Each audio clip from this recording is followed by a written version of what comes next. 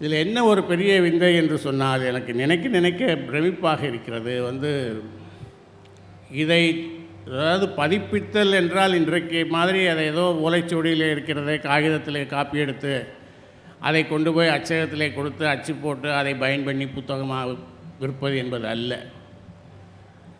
அது 400 பாடல்களையும் வகைப்படுத்தி, அதாவது நமக்கு 5 திணைகள் இருக்கின்றன, எல்லாம் உங்களுக்கு தெரியும். அந்த நிலம் சார்ந்து அதை வகைப்படுத்தி ஒவ்வொரு சொல்லுக்கும் அர்த்தம் எழுதி, பதவுரை எழுதி, பிறகு எல்லாவற்றையும் சேர்த்து திரட்டி பொழிப்புரை எழுதி, அதற்கு இலக்கண குறிப்பு எழுதி, இதை போல ஒரு வார்த்தை வேறொரு நூலிலே சொல்லப்பட்டிருக்கிறதா என்று ஒப்புவமை என்று சொல்வார்கள். ஒப்புவமை செய்து அதற்கு பிறகு இதில் இந்த 400 பாடல்களையும் வரக்கூடிய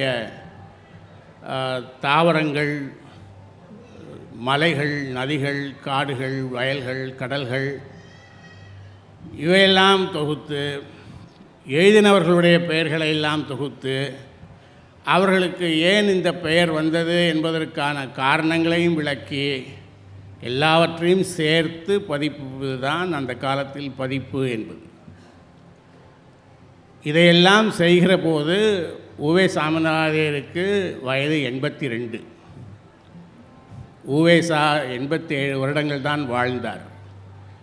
அவர் இதை செய்கிற போது அவருக்கு வயது 82. எனக்கு நினைத்தால் பிரமிப்பாக இருக்கிறது. 82 வயதில் நாம் நிற்போமா?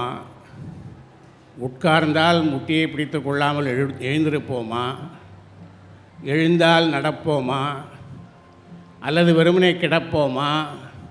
அல்லது கிடந்து போய்விடுவோமா என்பது எதுவும் தெரியாமல் நமக்கு ஒரே மலைப்பாக இருக்கிறது. ஆனால் 82 வயதில் ஒருவர் இந்த 400 பாடல்களையும் அக்குவேறு ஆணிவேராக அலசி தொகுத்து நமக்கு கொடுத்திருக்கிறார். அதனாலே தான் நாம் இங்கே நின்று கொண்டிருக்கிறோம்.